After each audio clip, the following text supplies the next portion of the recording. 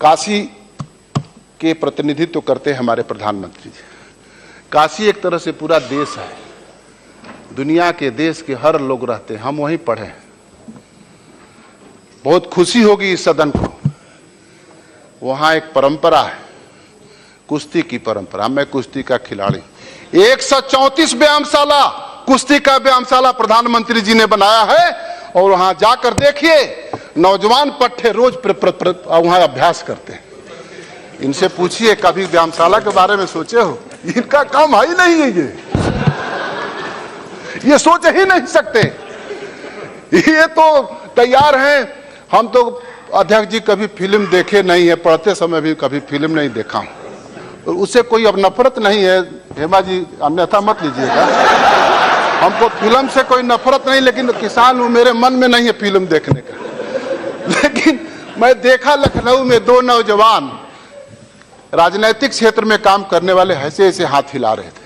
हम गए थे एक दिन, किसानों के बारे में कुछ बात करनी थी लखनऊ में, तो हमसे लोगों ने पूछा ये क्या हो रहा है? तो हमने कहा कि पता नहीं क्या हो रहा है भाई, हम तो किसान हैं, हमको लग रहा है कि फिल्म की शूटिंग हो रही है। और ये लोग, एक मैं छात्र जीवन में गीत, हमारे छात्र बिरला हॉस्टल में रहता था, गाते थे, हम न तुझे नजर नहीं आवे चल दरिया में डूब जा, हम न तुम्हें नजर नहीं आए चल दरिया में डूब जा। ये दोनों नौजवान राजनीतिक क्षेत्र में काम करने वाले उसी तरह का एक्शन कर रहे थे कि हम तुम्हें न नजर नहीं आए चल दरिया में डूब जा। ये राजनीतिक क्षेत्र में भरोसे का संकट है अध्यक्ष, ये संकट है। राजनीतिक क्षेत्र में हमने प्रेरणा ली है, क्यों हंस रहे भाई? राजनीतिक क्षेत्र में हमने प्रेरणा ली है गांधी से, पंडित दीनदयाल उपाध्याय से, दत्तोपंत ठेंगड़ी से। वर्तमान में हम प्रेरणा ले रहे हैं नरेंद्र भाई मोदी से। ये राजनीति का आदर्श है। हम अध्यक्ष जी कभी किसी की शिकायत की बात नहीं करते हैं। मैं जो समझता हूं वो कहता हूं, बेबाकी से कहता हूं। इसलिए अध्यक्ष जी मैं एक बात जरूर कहूंगा, हमारे देश में, काशी में, यह देश मर्यादा पुरुषोत्तम राम की मर्यादा, कृष्ण के विवेक और शंकर के भूत भावन भोले बाबा शंकर के त्याग का समन्वय का ये देश परंपरा का निर्वाह करता है। काशी में संत रविदास, हम उसके जन्म स्थान के भी विकास की चिंता किए हैं, विकास हो रहा है। अभी कबीर के जन्म स्थान को विकास की बात कर रहे थे, हमने उसकी भी चिंता की है। हम नहीं सोचते हैं कि ये हमारे विचारों से सहमत है कि नहीं सहमत है, हमको प्रेरित करते हैं। हम नील के किसान के आंदोलन, तिनकठिया कानून को समाप्त करने वाले बापू मोहनदास करमचंद गांधी की स्मृति को याद करते हैं, तो हम सहजानंद सरस्वती किसान के आंदोलन, बिहार के सहजानंद सरस्वती को याद करते हैं। हम अवध किसान आंदोलन के बाबा रामचंद्र को याद करते हैं, तो वल्लभ भाई पटेल के बारदोली किसान आंदोलन को भी याद करते हैं। हम चौधरी चरण सिंह के किसानों के काम की प्रशंसा भी करते हैं। हम प्रशंसा करते हैं चौधरी देवीलाल के भी किसानों के काम की प्रशंसा करते हैं। लेकिन अध्यक्ष जी संकट यह है कि हम कुछ करते हैं, हम तीर्थराज प्रयाग के विकास की बात करते हैं, हम वहां के कटास राज, निषाद राज के मंदिर के विकास की बात करते हैं, तो लोग कहते हैं कि ये तो सांप्रदायिक लोग हैं। हम सनातन परंपरा के आगे बढ़ाने की कोशिश करते हैं, उसी के साथ चलने की कोशिश करते हैं, हम उसके संवाहक हैं और उसके परंपरा को राजनीतिक क्षेत्र में, शासन के क्षेत्र में बढ़ाने का काम करते हैं, तो कहते हैं सांप्रदायिक है। हम सांप्रदायिक होते तो 4 दर्शन के मानने वाले लोग इस देश में एक साथ कैसे रहते?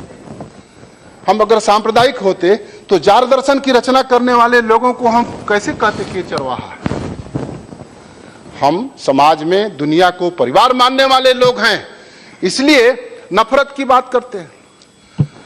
जवाहरलाल नेहरू विश्वविद्यालय में पढ़ने वाले लोग अध्यक्ष जी हमारे उत्तर प्रदेश से भी बहुत, हमारे भदोही से भी बहुत, बनारस से भी बहुत सारे लोग पढ़ते हैं। मैं पूछता हूं कि वहां भारत माता को गाली देने पर ज्यादा नंबर मिलते हैं क्या तुम लोग? हम ही अपने देश के मातृभूमि को मां कहते हैं, दुनिया के दूसरे देश में मां नहीं कहते। इसीलिए हम इस देश के सामाजिक, राजनीतिक, सांस्कृतिक और आर्थिक विकास की चिंता करते हैं और उसी चिंता को आगे, उसी समृद्धि को आगे बढ़ाने के लिए हमारे प्रधानमंत्री नरेंद्र भाई मोदी के नेतृत्व में सर काम कर रहे। सामाजिक क्षेत्र का एक हिस्सा होता है अध्यक्ष जी परिवार।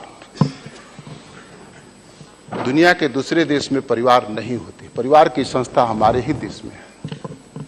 बाजार के असर में परिवार टूट रहे हैं। राष्ट्र की पहली इकाई होती है परिवार। अध्यक्ष जी, परिवार टूटने के बाद हर तरह से पतन हो जाता है परिवार का। आर्थिक पतन, सामाजिक पतन, राजनीतिक पतन, सांस्कृतिक पतन। लेकिन परिवार में लोगों को रोजगार उपलब्ध कराकर मुद्रा योजना से महिलाओं को राष्ट्रीय झंडा निर्माण करने की योजना बनाकर महिलाओं को रोजगार उपलब्ध कराकर परिवार को टूटने से बचाने के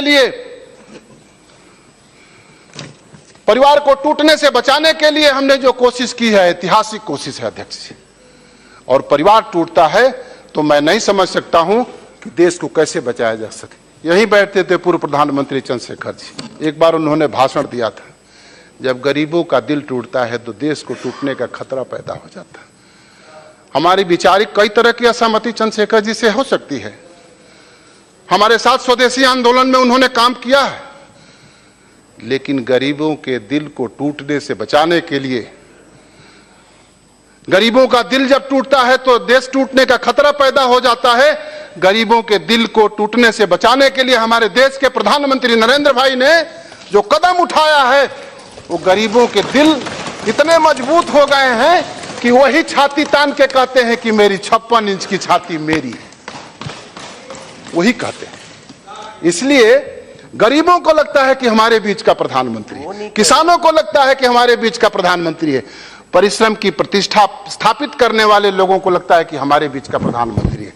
हम किसान हैं, इस बात को महसूस करते हैं।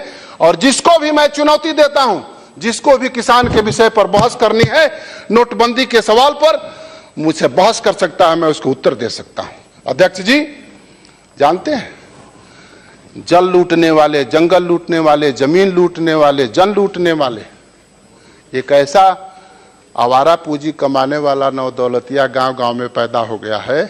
बड़की बड़की गाड़ी लेकर चलता है, 10 बंदूक ले लेता है। हम लोग तो कभी कोई सिक्योरिटी भी नहीं लिए, तीसरी बार सांसद है। जाता है लखनऊ में, एक हाथी का मेला लगता है, वहां से हाथी का पर्ची खरीद ले आता है। हाथी का पर्ची खरीद ले आता है, थोड़े दिन के बाद एमएलए भी हो जाता है पैसा देकर।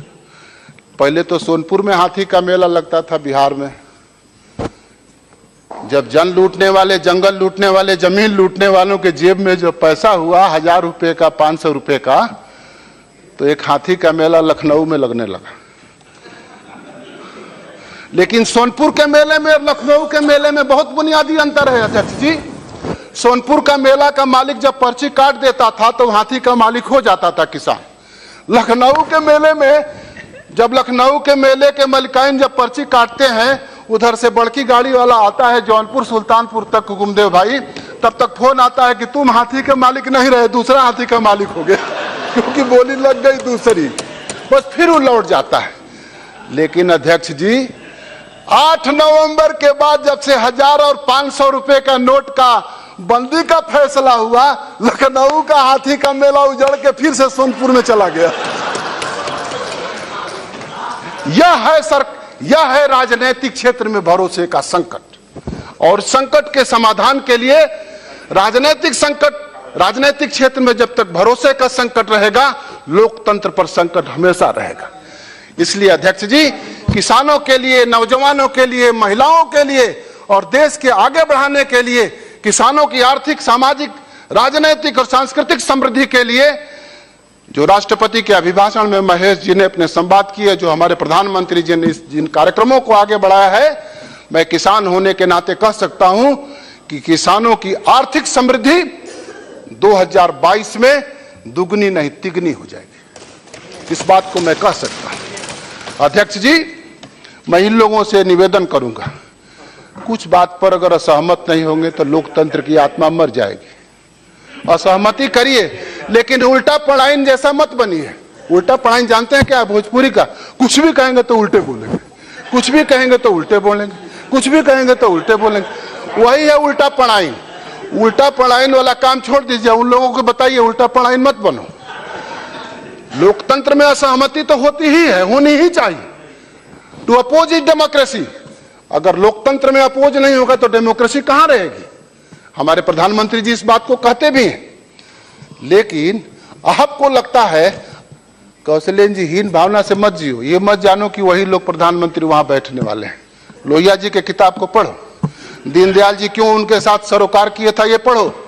हम तो किसान हैं, ढेर पढ़ते हैं, थोड़ा समझते हैं। सुना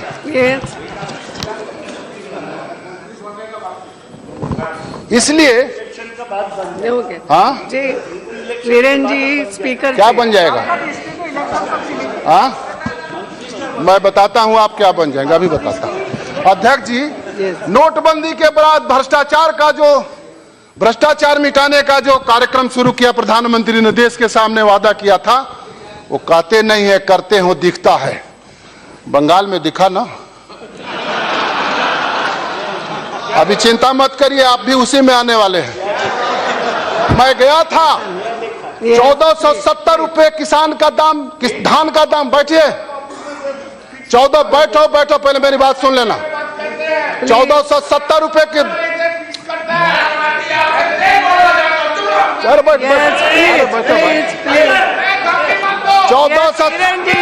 बैठो